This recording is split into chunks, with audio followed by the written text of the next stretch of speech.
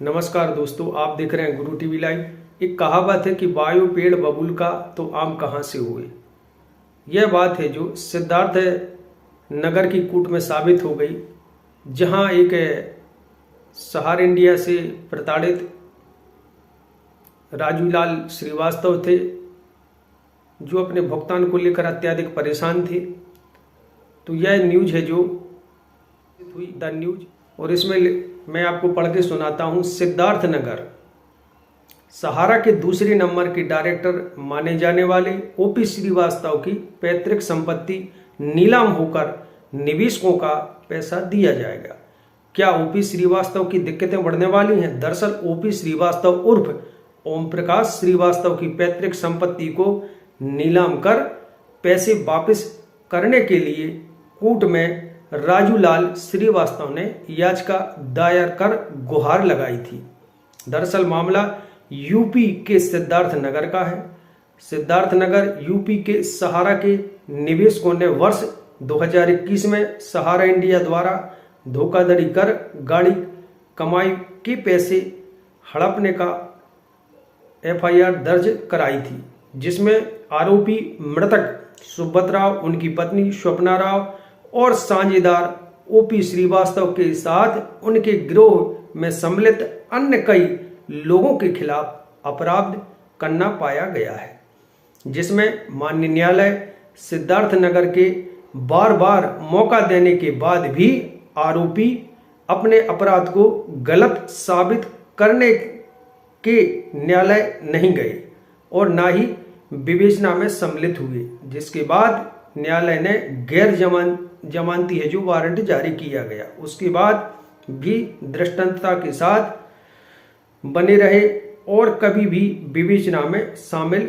नहीं हुए। फिर न्यायालय को भगोड़ा घोषित करना पड़ा और उसके बाद चल अचल संपत्ति जब्त कर निवेशकों के पैसे लौटाने को विवश हुए। फिर भी उत्तर प्रदेश की पुलिस की नजरों से और अपनी मजबूत राजनीतिक पकड़ के कारण ये अपराधी आज तक बचते आ रहे हैं। या तो पुलिस जानबूझकर है जो अरेस्ट कर न्यायालय में सुपुर्द नहीं करना चाहती। लखनऊ विकास प्राधिकरण और डिस्ट्रिक्ट मजिस्ट्रेट लखनऊ के द्वारा दिए गए रिपोर्ट के अनुसार लखनऊ में इन लोगों ने नाम से कोई चल अचल संपत्ति नहीं पाया गया है, जिसमें निवेशकों ने ओपी श्रीवास्तव की पैतृक गांव हरैया, तहसील सलेमपुर, जिला देवरिया, यूपी के पैतृक संपत्ति को नीलाम कर पैसे वापस करने की मांग रखी है।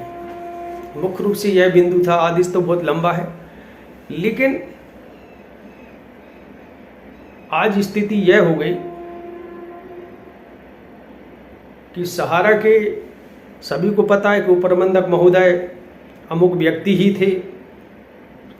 जो भी कन्वर्जन शिफ्टिंग का काम हुआ इन्हीं के आदेश पर हुआ, और स्वाभाविक है चाहे मध्य प्रदेश के हाईकोर्ट जबलपुर हो, इनके नाम से जब आदेश हुआ था तो इनका भी नाम था और उन्होंने स्वीकार किया था कि हाँ हम हैं। और यदि ये गलत होते कि नहीं है तो उस पर जवाब देते। लेकिन सोचने की बात है कि एक और ये डायरेक्टर अपना नाम कंपनी से हटाते जा रहे हैं। कहीं जवाब दे देते कि हमारा सहारा ग्रुप से कोई मतलब नहीं है। इस तरह की कभी इस्तीफा दे देते हैं। इस प्रकार की जानकारियां चाहे सोशल मीडिया हो निकल के सामने आती हैं। तो आखिर ये लोग चाहते क्या है? क्या जमाकर्ताओं का पैसा खाना चाहते हैं? नहीं देना चाहते? भाई जो पैसा आपने लिया है वो आप ही के पास में है, आपकी जानकारी में है। और मैं तो ये कहता हूँ, बार बार भारत सरकार से भी विनम्र अनुरोध करता हूँ कि इन लोगों का यदि बोलते हैं कि नहीं हमारे पास नहीं है, तो एक बार ये अपना ईमानदारी पूर्वक स्वेच्छा से ब्रेन मेकिंग टेस्ट होता है जो ब्रेन मैपिंग, वह करा ले। साफ हो जाएगा कहाँ किसका पैसा कहाँ लगा हुआ है। मैं मानता हूं कि निचली अदालतों का फैसला है, ये सुप्रीम कोर्ट में चुनौती देंगे और सरकार के मंत्रियों से इनकी अच्छी पकड़ है तो इनका होने वाला कुछ नहीं है। पूर्वत भी इस प्रकार की घटनाएं हो चुकी हैं। लेकिन ये लोग बच निकलते हैं। लेकिन प्रश्न ये है कि आखिर ये लोग चाहते क्या हैं। हजारों व्यक्तियों द्वारा आत्महत्या कर ली गई, पूरा ग्रुप है जो बर्बाद हो गया, जमाकर्ता मारे मारे फिर रहे हैं, एजेंट आत्महत्याएं कर रहे हैं, और ये भाई साहब लोग हैं जो ऐशो आराम की ज़िंदगी व्यतीत कर रहे हैं। हालांकि मुझे जो जानकारी प्राप्त हुई कि ऐशो आराम की ज़िंदगी तो नहीं ये लोग व्यतीत कर रहे हैं, क्योंकि जिसकी पीड़ा वह जाने। लेकिन बद्दुआ बहुत बुरी चीज़ बनाई है, और बद्दुआ के कारण अच्छे अच्छे सिंहासन हैं जो डूल गए। फिर मनुष्य क्या चीज़ है।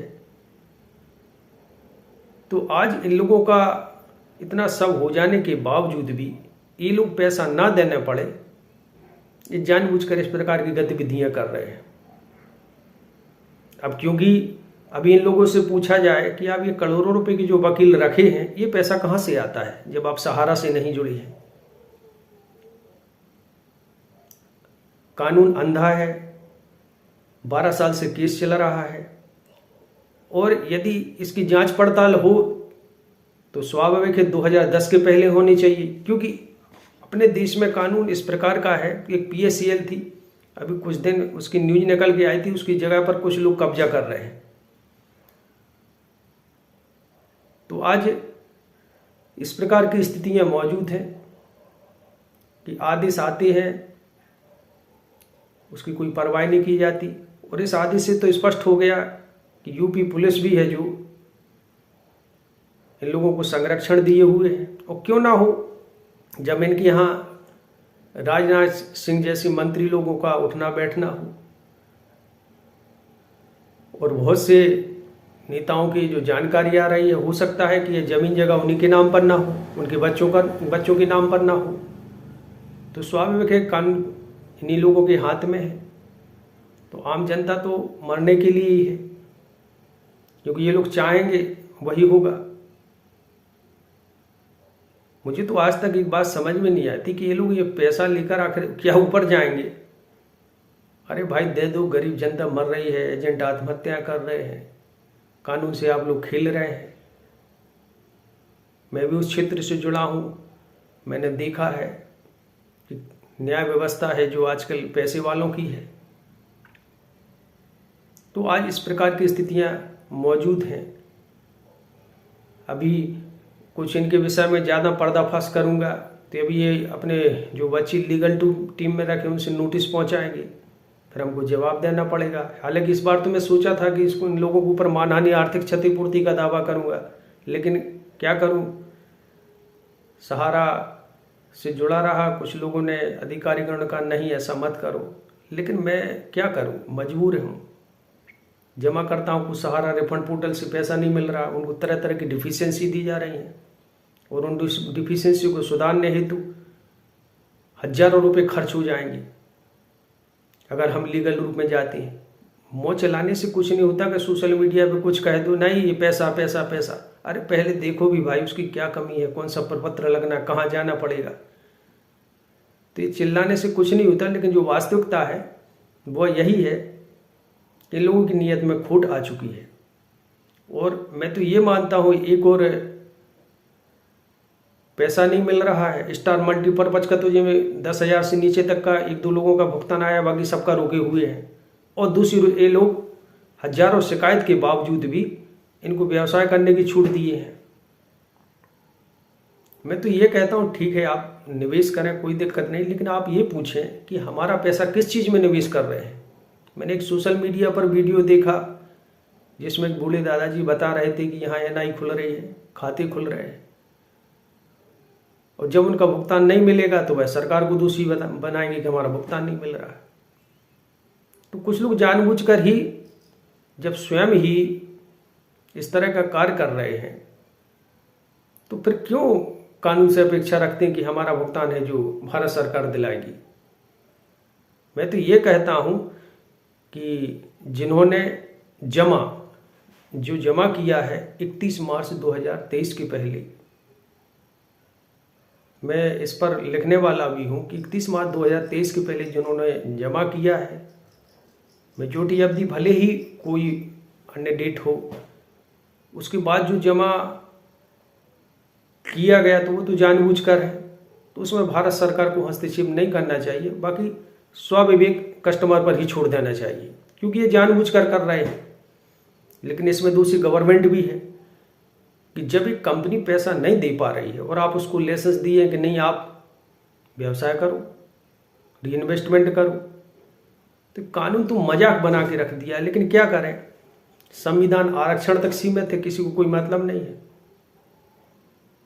और इसी तरह चलता जा रहा है। और ये मैं मानता हूँ, ये जो न्यूज आई है, आदेश भी देखा, इससे उनका कुछ होने वाला नहीं है। कुछ समय चलेगा, शांत हो जाएगा, क्योंकि ये सुप्रीम कोर्ट में अच्छी पकड़ बनाए हुए हैं और बाकी सभी को पता है कि न्याय व्यवस्था हमारे देश में कैसी है। कहना तो नहीं चाहिए, लेकिन बड़े दुख की बात है कि इंसान को मरने के बाद भी उसको न्याय नहीं मिलता। इससे बड़ी दुख की बात क्या होगी। इसी आशा और विश्वास के साथ कि ईश्वर, अब तो ये परमात्मा ही है, कुछ चमत्कार कर दें कि सभी लोगों की दुआएं हैं जो काम आ जाए, न्यायदाताओं को सद्बुद्धि मिले, सहारा इंडिया के जैसे प्रबंधक डायरेक्टरों को सद्बुद्धि मिले कि वह गरीब निवेशकों का पैसा लौटा दें। और जो कानून लीगल कार्रवाई हुआ है तो करेंगे ही जब तक पैसा नहीं मिला। इसी विश्वास के साथ कि सभी का पैसा मिल जाए, वीडियो पूर्ण करता हूँ। जय हिंद, जय भारत।